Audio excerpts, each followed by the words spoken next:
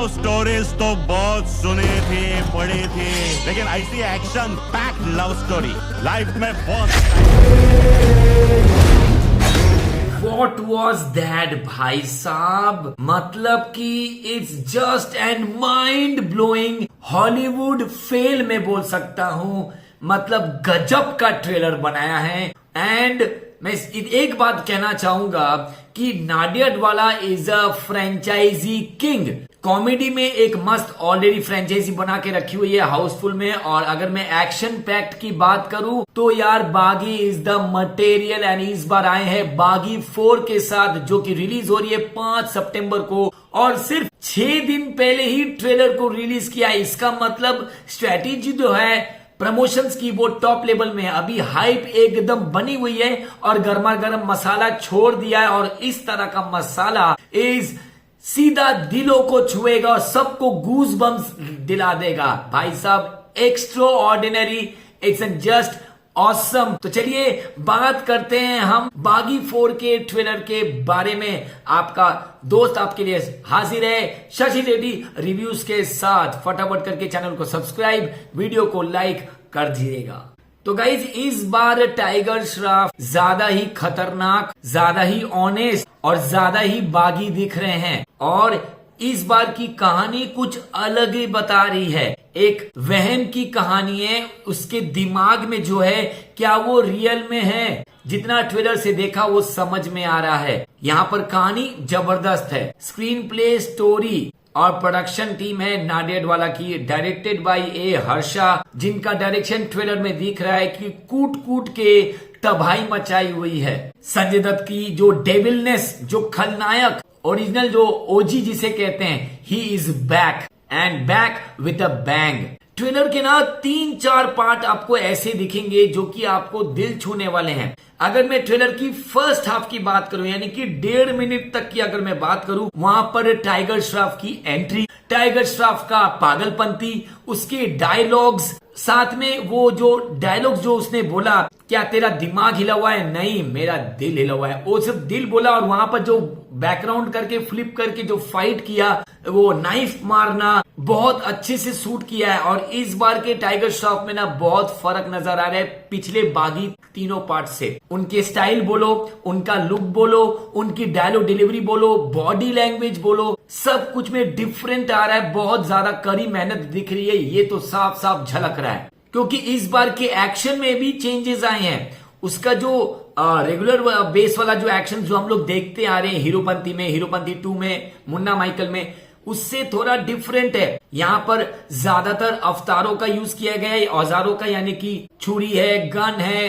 Rod है, बहुत कुछ यूज किया गया है। सेकेंड हाफ में यानी कि 1.5 मिनट के बाद जब संजय दत्त की जब एंट्री आती है, वहां पर दिखाते हैं कि संजय दत्त कितना ज्यादा रूथलेस है और उसका भी बाप है। यानी कि एक्टिंग में भी एंड एक्शन में भी और इस मूवी में भी वही लग रहा है। और ऐसा लग रहा है कि दोनों में घमासान लगेगा। दोनों की कोई फ्लैशबैक की स्टोरी होगी जो कि ज्यादा क्लाइमैक्स में जाके मिक्सअप होके समझ में आने वाला है। इसीलिए ट्रेलर भी तो 3 मिनट 42 सेकंड का बनाया, इतना बड़ा ट्रेलर। लेकिन एक छोटी सी प्रॉब्लम है, वो है 2। एक, ट्रेलर को काफी ज्यादा लंबा कर दिया, बहुत कुछ दिखा दिया है, क्योंकि समझ में तो बहुत कुछ आ रहा है, प्रेडिक्टेबल है पीछे में कहानी के हिसाब से। इसके बाद वीएफएक्स, कलर ग्रेडिंग थोड़ा ज्यादा बोल्डिश रखे, थोड़ा ब्लैकिश में रखा है, लेकिन वीएफएक्स में काम उतना अच्छा नहीं है, थोड़ा पुअर लग रहा है। ये एक बात आपको भी शायद समझ में आएगी। क्या आप मैच करता है कि नहीं, कमेंट में बताओ। इसके बाद हरनाज संधू की एंट्री एंड सोनम बाजवा की एंट्री, दोनों की एंट्री बहुत अच्छी लगी।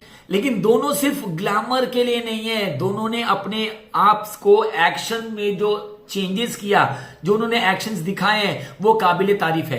एंड वैसे भी बता दूं, Sonam Bajwa is one of my favourite. जिस तरह का वो कंटेंट लेके आ रही हैं, मूवीज कर रही हैं, एक्टिंग कर रही हैं, लाजवाब है। ऑलरेडी हमने यहां पर सौरभ सचदेवा का डार्क साइड देखा था एनिमल में। यहां पर क्या वो डिफरेंट करने वाले हैं, वो भी हमें समझ में आएगा, जो कि अच्छा लग रहा है। एंड स्पेशली अब लास्ट में बात करूं मैं, यानी कि 2 मिनट 25 सेकंड के बाद से जब रफ्तार का जो बैकग्राउंड म्यूजिक आता है एंड उसके जो लिरिक्स आते हैं, वहां पर जब फास्ट होता है, गाने, डांस वांस एवरीथिंग वहां पर शोकेस होता है। फाइट सीक्वेंस भी फास्ट पेस में आ जाता है।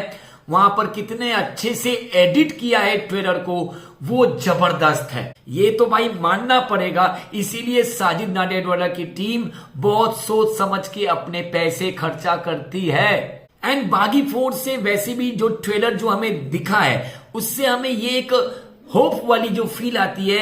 इसमें हमें बहुत सारा थ्रिल, बहुत सारा रोमांस मिलेगा, लेकिन वो एक्शन वाला होगा एंड ब्रूटैलिटी का बाप है। ऐसा ब्रूटैलिटी मैंने ना एनिमल में देखा, ना मैंने मार्को में देखा, ना ही किल में देखा। ये तीनों का मूवी का मिश्रण नहीं, उसका परदादा बोल सकते हो। Absolutely top notch. बाकी जो म्यूजिक जो है इस मूवी का ऑलरेडी चार्ट बस्टर में आ रहा है, क्योंकि तीनों गाने ऑलरेडी हिट हो चुके हैं। इस ट्रेलर से एक बात तो साबित हो गई है जो टाइगर श्रॉफ ने कहा है, वो कि हर आशिक एक विलेन होता है।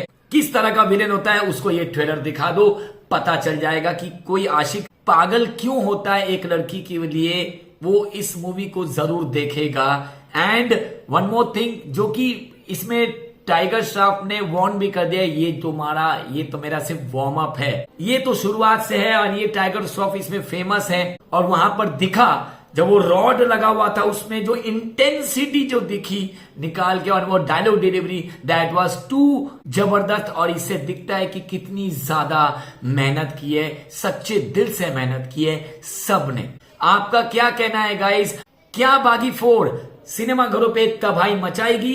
कमेंट में बताओ गाइस। और हम मिलेंगे मूवी के रिव्यू के साथ। तब तक के लिए अपना ख्याल रखिए। Ta-ta bye bye.